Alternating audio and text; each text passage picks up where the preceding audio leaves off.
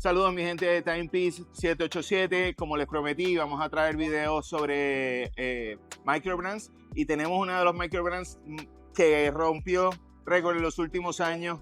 Es una microbrand bien nuevo, pero ha dado mucho de qué hablar, sobre todo en la pandemia dio mucho de qué hablar y lo tenemos, Studio Underdog, y aquí tenemos el fundador, Richard Benc.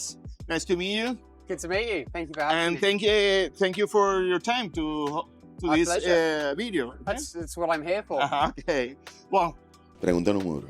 Cuéntame más sobre tus comienzos en la industria. ¿Qué pasó por tu mente cuando decidiste decir, voy a crear una nueva marca? Well, how long do you have? So my background, my education is in design. It's something that I've always loved to do, but I only fell into the watch industry. I only discovered the watch industry in my early 20s. okay. So I had, a few years under my belt as a designer. I enjoyed the process of designing things. I always noticed that I really enjoyed designing small objects. Oh, So suddenly, then when I kind of discovered the watch industry, it was a case of it felt like a match made in heaven. And so I started doing just that. My first watches that I designed were the children's watches, Okay. Minions, Star Wars, this Cool. sort of thing. But over time, I decided that mechanical is where my passion lay. So I would start collecting watches, and eventually, in 2021, I decided to launch my passion project, and this was the foundation of Studio Underdog. ¿Y el nombre? Studio Underdog, it's as it says on the tin, it's I'm an underdog coming into the big scary Swiss watch industry. Yes, definitely. I'm a designer, so I act like a design studio. Studio Underdog, Perfect. a unique name, people can remember it, and it's a good representation of who I am. Desde su primer lanzamiento explotaron instantáneamente. Para mí, ustedes son la mejor microbrand que ha surgido en los últimos 5 años y lograron un éxito inmediato. Well, thank you. That's very kind of you to say. No, It's, we've certainly, especially in the 4 years that we've been around, the brand, the community is what has made this brand successful, and the support that we have from the community is growing and lifting what we're doing. So, yeah, it's great to see the response, people really understanding what my process is, and my products are obviously resonating with that community. Cuéntame más sobre el dial. Es interesante que su primer lanzamiento tuviera una temática de fruta. ¿El diseño del dial está centrado en ese concepto o está inspirado en otros productos? So what I'd say is, in terms of the products that I wanted to make, my approach was I want to make serious watches for serious collectors that don't take themselves too seriously. And that's where the fun, whimsical elements come in, whilst it's still being a really well put together, well designed quality watch, mechanical movements designed in the 1940s, lots of vintage elements. But then the playful twist is the use of color, the design process. And that's where, modern inspiration, fruits, flowers, the latest one, the sky is the limit. Cocktail, exactly. That's the sort of the playful twist that is certainly what, allows us to stand out. Okay. Perfect. Okay. Después del primer lanzamiento, el 01, crearon el 02, un field watch, con un dial hermoso y un lumen espectacular. Cuéntame más sobre esta inspiración. So when the 02 series first came out, I was very, aware that it might be a shock or a surprise to some people, because so many people were familiar with the brand in terms of maybe the brand's future is just fruit on a dial. But really, going back to my previous answer, it was a case of the design process is what makes a Studio Underdog watch a Studio Underdog watch. So it was a case of a similar process, taking lots of hues from 1940s field watches. I took a lot of inspiration from the Dirty Dozen watches, from the iconic 12 brands. And again, a playful modern twist. And this time it was through innovation in material. Sapphire crystal on the dial, 7 layers of custom superluminova.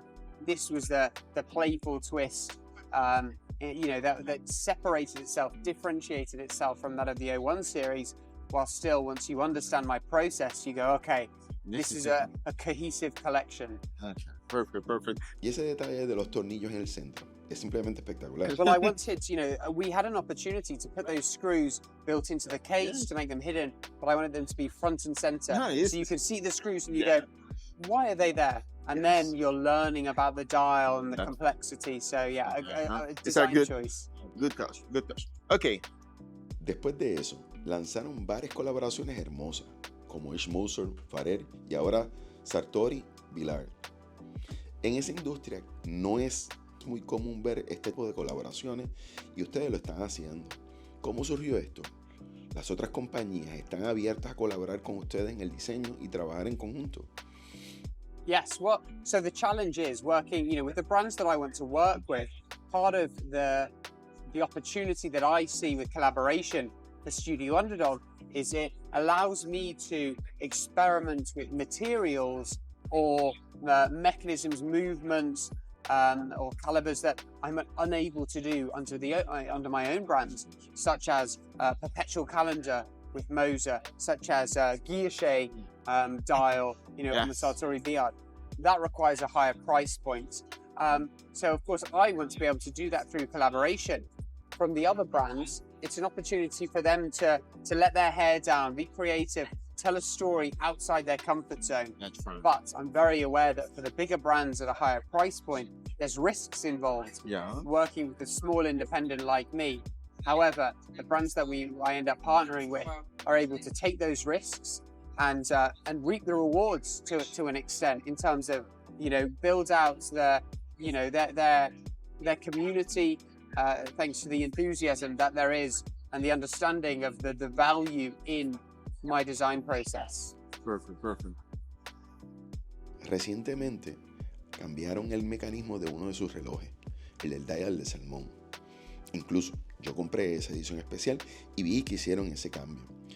¿Sientes que en el futuro seguirás explorando con otros mecanismos? Tal vez usar varios calibres en lugar de quedarse con uno solo.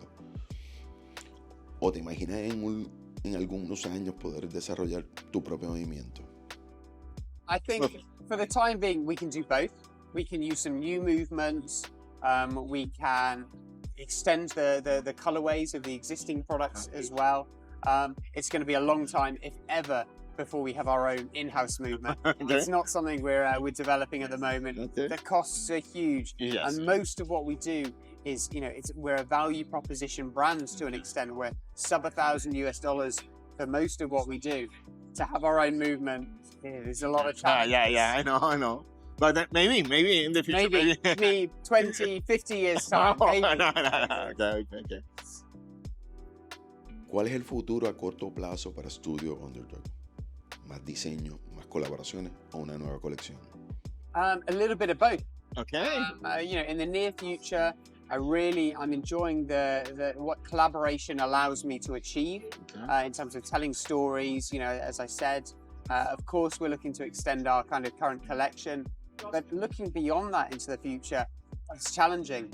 My brand didn't exist 4 years ago, so to try and look 4 years into the future is very difficult.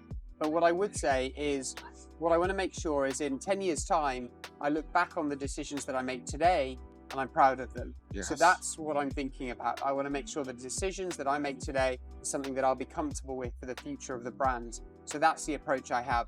Whatever that may look like in 10 years' time, I don't know, but I want to make sure that that's the case.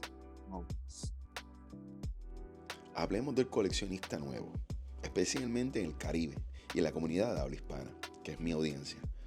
Muchos lugares en América Latina no tienen fácil acceso a estos relojes por internet. ¿Crees que será posible colaborar con un distribuidor en algunos países latinoamericanos para facilitar el acceso a tus piezas? So at the moment, 98% of our business is direct to consumer online. We work with a couple of select retailers, and for us that allows us to experiment and understand what retail allows us to achieve outside of our current sort of system. Okay. The challenge with retail is the margins involved. Because we don't have a retailer network, we're able to price our watches very competitively.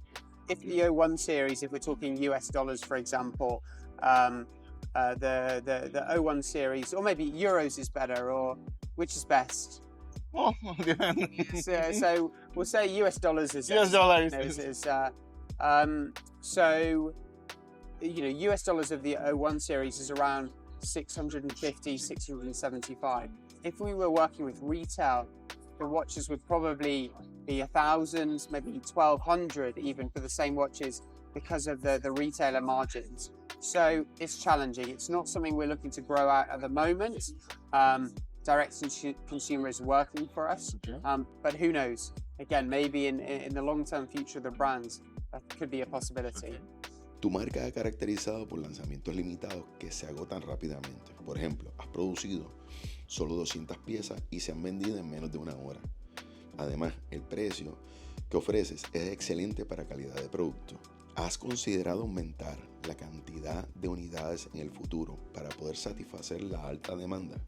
¿O prefieres mantener esa exclusividad como parte de la entidad de tu marca?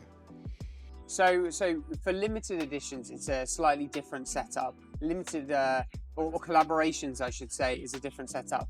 Collaborations will often do a low quantity, limited number for the excitement, the availability. Also, collaborations, there's multiple parties involved. It's more complex in terms of the supply chain. However, for our core range product, even though it's only available for a few days a year, we always open up the availability for a 9-hour window rather than a specific quantity of watches. So that's something that seems to work really well for us. So it's a bit more wider availability. Our production, all of our watches are assembled in the UK. And this is something we're having to grow slowly over time, and we're getting there bit by bit. Perfect. Muchísimas gracias por tu tiempo y por darme la oportunidad de grabar este video en tus instalaciones. Realmente disfruto tu marca. Cada vez que compro y uso uno de tus relojes lo disfruto muchísimo. Para mí representa algo fresco y diferente en la industria. Nos brinda la oportunidad de usar color, de expresarnos y de sentir que la relojería no siempre tiene que tomarse tan en serio. Tiene un toque de diversión y creatividad. Exactly, it's the playfulness. Yes, yeah, exactly. And I love that. Thank you so much for your time. Thank you for having me. Yeah. Well, nos vemos. Cuídense. Lo prometido es deuda. Detrás otro microbrand, así que stay tuned.